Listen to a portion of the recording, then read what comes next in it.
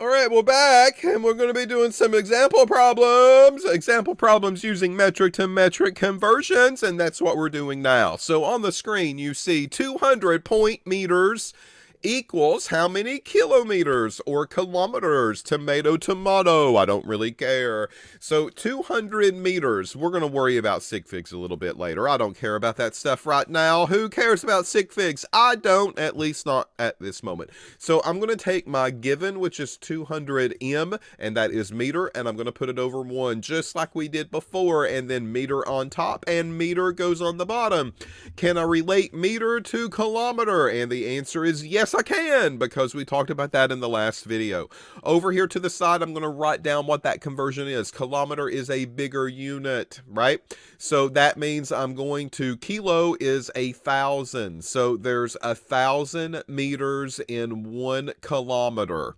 So that means in this conversion factor, there's my meter, 1,000 has to go here, and that is equivalent to 1 kilometer, which is a much bigger unit.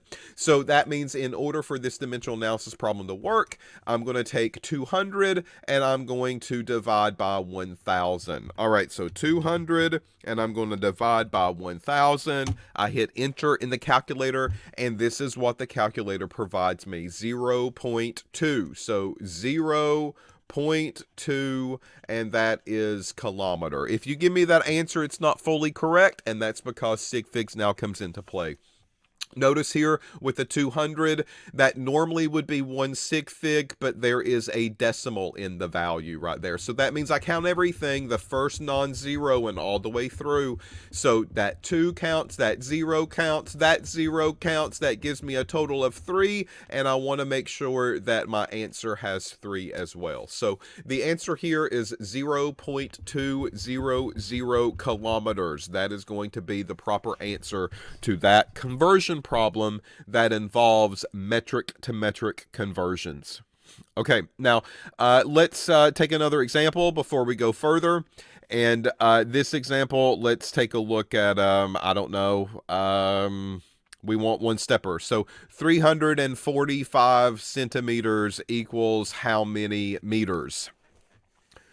So it looks like meter is my base unit here because I have the centi in front, and that's a prefix. That centi is a smaller unit. So that smaller unit, I just need to go through and I need to keep that in mind. And that smaller unit, if I go to that conversion factor, is going to be found toward the bottom of that table. And I'm going to pull out a prefix, and that prefix says, well, if I've got 1 meter, then I need more of these centimeters to make it equivalent because it's a smaller piece. And centi means 100. So 1 meter is equal to 100 centimeters. That's what we did in that previous video with that table.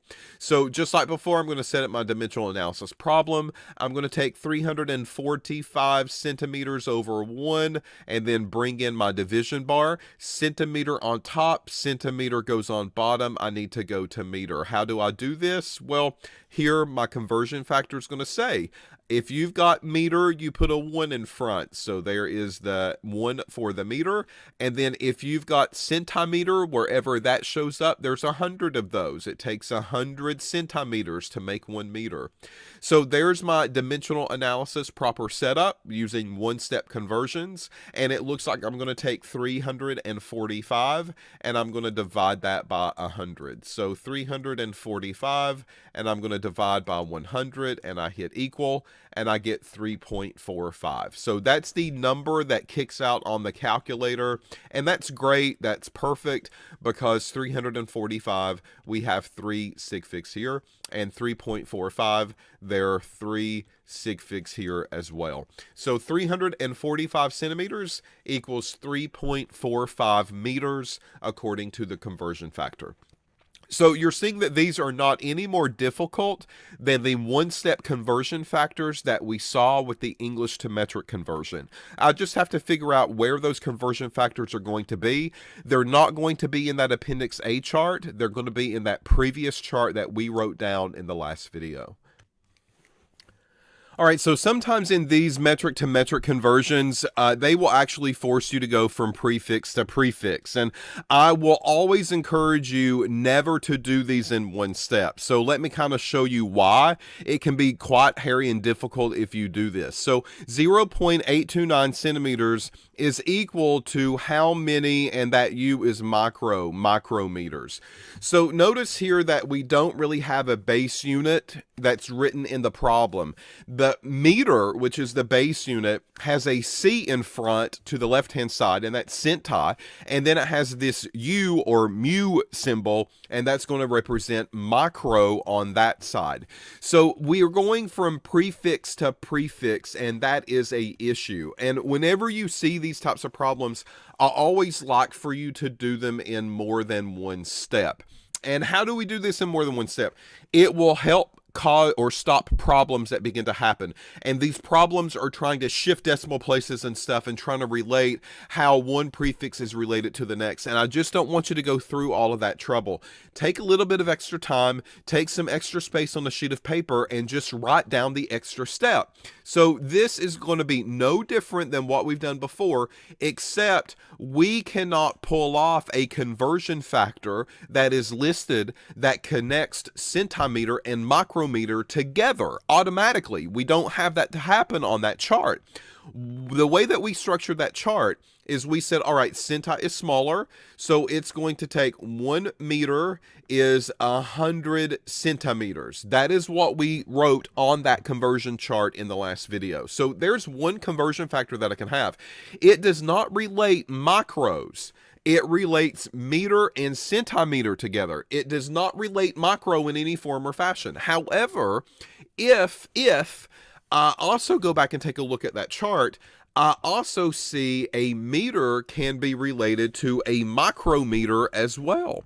And if I go to that micrometer, it looks like that micrometer was not 1,000, because that would be milli. That was the million, the one with the 6 zeros. That was our micrometer. All right, so there's another conversion factor that I can pull from that chart that we did. Now, notice centi and micro's not directly related. And because they're not directly related, you cannot directly do this problem in one step, right? You're going to have to at least initiate two-steppers here. And that's okay. We did that with English, and in the previous video, we looked at the minutes and then or hours, and we converted that to minutes, and we converted that to seconds. So no difference here. I'm just going to bring in another division bar, centimeter on top. Centimeter needs to go to the bottom. I don't really have a relationship between centi and micro directly, but I can go from centi to the base unit. I can do that. So 1 unit is 100 centi units. All right, so then I'll bring in my other division bar, meter on top, meter goes on bottom, and here I want to go to micrometer. So I can put micrometer on top there. We've got a direct connection there. I mean, that's okay. We wrote down that conversion factor. So in 1 meter, there's going to be 1 with 6 zeros, 1 million micrometers. And there's going to be my setup for that conversion problem. So I start off in centimeters. I convert it to meter first. Then once I have that meter, I convert it to micrometer. And I bring in those conversion factors from that table that we saw. Keep in mind, I told you I ignore all of the ones whenever they happen. So I'm going to do that here as well. So in this calculator, I'm going to put 0.829. And then it looks like we're going to divide that by 100. So I'll divide that by 100.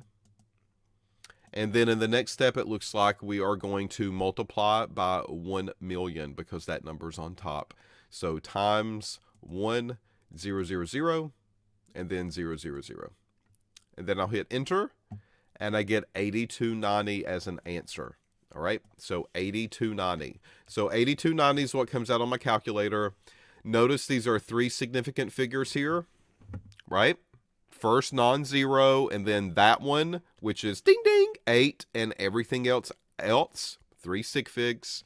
And 8290 here, the way that I've written it, is still 3 sig figs. So 8290 micrometers. If I put a decimal here on the end, that turns that into 4 sig figs, and that's something that's inappropriate, and I just don't want to do that, right? Okay, so the next one, let's look at another one.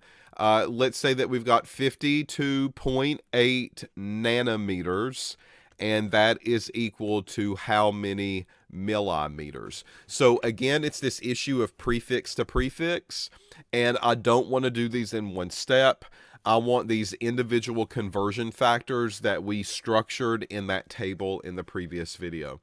So if I go back to that table, nano is a smaller unit and milli is a smaller unit. So 1 meter is equal to how many nanometers? Well, it's not 1,000 because that's milli, and it's not 1,000,000 because that's the micro unit. Our nano was another step beyond. All right, so here is our nano, and our milli is going to be 1,000. A millennia is 1,000 years, okay? So these are the conversion factors that I need from that chart that we did in the previous video. Nano is 10 to the 9th, and milli is 10 to the 3rd, or otherwise 1,000. All right, so now I need to bring in the conversion dimensional analysis steps. So I'll take 52.8 nanometers. I'll put that over 1, and then I'll bring in my division bar. Nanometer on top, nanometer goes on bottom, and I need to go to meter. Okay, I'm not going to worry about numbers yet, just my units. So I'll bring in my division bar one more time. Meter on top, meter goes on bottom. And I need to get to millimeter, which is where the problem wants me to go. And I can do that, but I need to do that in 2 individual steps, okay? All right, so now we can start filling in numbers. Based on these 2 conversion factors here, 1 meter is going to be 1,000,000,000,000 nanometers. And then here, 1 meter is going to be 1,000 millimeters. So that looks like the numbers that I'm going to have to play with, and that sets my problem up so that way mathematically I know what to do here. All right, so on my calculator, I'm going to come over and I'm going to put 52.8. That's where I start. And then I'm going to divide that by 1 with 9 zeros. 1, 2, 3, 4, 5, 6, 7, 8, 9. And then I'm going to multiply that by a 1,000. And then I hit enter. And there's my answer. So 1, 2, 3, 4. It looks like I've got 4 zeros in front of that 5. All right, so my answer here, 1, 2, 3, 4. No sig figs here at all yet. It looks like my answer needs 3 sig figs in total. So 5 will be my first, and the 2 will be my second, and the 8 will be the third, because that's what was on my calculator. Look at that, 528. So 4 zeros. There's my first sig fig, there's my second sig fig, and there's my third sig fig. Okay, so I do want to talk a little bit about scientific notation here. A lot of people don't like to write down these really small numbers. A lot of people don't like to write down these large numbers. And because of that, we can shorten these down to something that's a little bit more appropriate or quicker to write down and use. So to shorthand this 1 with these 9 zeros after it, some people will write down 10, and the 9 up there in the front represents that it will be moved a total of whatever many number of times. So that's a shorthanded way of doing that. Here with the scientific notation, with this answer, there's a lot of these first beginning zeros in that number, and we can shorten that down if we want to. Here's the decimal place. If I move the decimal place 1, 2, 3, 4, and then 5, if I move it 5 spaces, then I can end up with this number that begins with like an actual whole number, 5 point something. So that 5 point something will be an appropriate place to move the decimal. That's typically what we're after. One number there in front of the decimal place. And we do times 10 to the, and we move the decimal place over 1, 2, 3, 4, 5 times, right? So we'll put a 5 as the exponent, and the negative means that this number, I need it to move the decimal 5 spaces to the right-hand side. So if I convert that number back over to a decimal, that negative means that this value should go smaller. And that's what we have as an answer, a smaller value than 5.28. It's 0.00000528. So just a little bit of how scientific notation connects with these values. Quite honestly, I don't care about scientific notation. Some people are really stickler over those types of values, and it doesn't really matter to me. I think the problem here with conversion factors is I want you to focus on the actual conversion factor part, and I want you to be able to do that without a problem. And whether or not you report to me the proper number of significant figures or in scientific notation, that is secondary to what these conversion factors are all about. So that's what you'll often see in the worksheets and stuff as well, unless I specifically ask for it. All right, so here we have another conversion factor. 4.5 kilometers equals how many meters? Well, we're just going to quickly do this one now. 4.5 kilometers over 1, and then in the next step, kilometer on top, kilometer goes on bottom, and I can directly go to meter. I know that. That's a conversion factor that I just kind of can rip from that chart in the previous video, and there's 1,000 meters in 1 kilometer. That is that conversion factor. So 1 kilometer, because that's what is in the conversion factor, and then meter, there's 1,000 of them. Keep in mind, kilometer is a bigger unit. It takes a lot of base units to make 1 kilometer. All right, so I'm going to take 4.5 times 1,000. You can probably do that in your head without a problem. If not, though, 4.5 times 1,000. You bought a calculator, you might as well use it, and that gives me 4,500 as an answer. All right, so 4,500 meters is going to be the answer. 4.5, these are 2 sig figs, so I probably need 2 sig figs in my answer, and 4,500 is 2 sig figs because I've not put a decimal here on the back end of the number, so 4,500 is appropriate. All right, next one. Let's look at 6.5 micrometers, and we want to know how many millimeters that value might be. All right, so just like before, go to that table, pull off your conversion factors. So the micro unit and the milli unit. So we've already worked with milli. We know that 1 meter is going to be 1,000 millimeters. That is what milli means, 1,000. And then micro is going to be the next step down. So this is going to be here, 1,000 is milli, and then 1 million is going to be the micrometer. So we've used these conversion factors already. It just so happens that this example problem is going to be the same thing. All right, so now I'll set it up.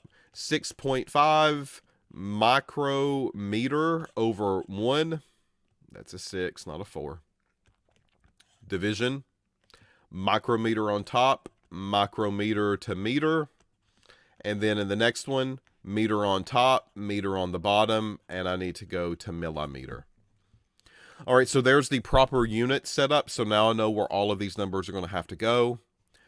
The first division, that conversion factor, is micrometer to meter. So we now know there's 1 million micrometers in 1 meter, or 10 to the 6th. And then in this last step, meter here, there's a 1, and that is equivalent to 1,000 millimeters. All right, so you maybe could do this in your head. If not, use your calculator. No one is going to make fun of you. No one will even know. So 6.5 divided by 1 million, multiply by 1,000, hit equal, and I get 0.0065. Notice this is 2 sig figs that we start off with, and we have 2 sig figs here in the final answer, which is good. I don't need to do anything with it. I just need to put my unit on it. So 0.0065 millimeters. All right, folks.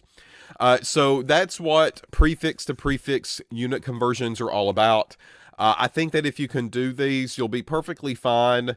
It's just a little bit of practice figuring out what conversion factors that you need to use, and you will very quickly find yourself looking at the most common of the bunch, and you will begin to memorize those, and you won't need to look those up in a table anymore. So those conversion factors, I'll quickly write them down here. There's 1,000 units. That's equivalent to 1 kilo unit. That's really the biggest one that we use on the big side. I mean, that's the most common one that we use on the larger side. And then everything else is typically going to be smaller for us that we will see very, very often in a laboratory. And this is 1 unit equals 100 centi units. And 1 unit is equal to 1,000 milli units, and then 1 unit is equal to 1,000,000 micro units. Those are the ones that we will use most often. You'll see that while you're working in our laboratory spaces and so forth. And these are the ones that you will memorize very quickly because we'll use them so many times. All right. So good luck on the worksheet. The worksheet's going to be split up into 2 major things. The first side is going to be this idea of a English to metric conversion. And then the other side is going to be this concept of metric to metric using the prefixes. There's also 2 other conversions that I want you to be aware of, and that is temperature, but these are more equations and not conversions, but it is a conversion unit. So if you've got Fahrenheit and you want, or you've got Celsius and you want to convert into Fahrenheit, this is the way that you will do it. And it is 1.8 times the Celsius plus 32. And then the other way, if you need to go backward, here Celsius is equal to your Fahrenheit temperature minus 32 over 1.8. Notice it's the exact opposite. Here we're adding 32, here we're subtracting it. Here we're multiplying by 1.8, and here we're dividing by 1.8. And then finally, in order to get to Kelvin, this is going to be 273.15 plus my Celsius degree, whatever that is. So in this next video, I'm going to focus on some temperature conversions because they are conversions. It's just not English to metric and metric to metric, but there are equations that we can use in order to go from one temperature unit to the next. And we need to talk about those, and we need to talk about and kind of introduce the 3 temperature scale. So that's what's going to happen in the next video. Very similar to what we've been doing, but just no dimensional analysis here. These are just straight up equations that we need to learn how to solve. All right. So in the worksheet, you're going to see that worksheet broken up into English metric conversions, metric conversions, and there could be just 1 or 2 questions about temperature conversions on the very end. But those temperature conversions are with these equations. They are not with dimensional analysis. All right. So that's what we'll talk about in the next video. Come back and we'll finish this up.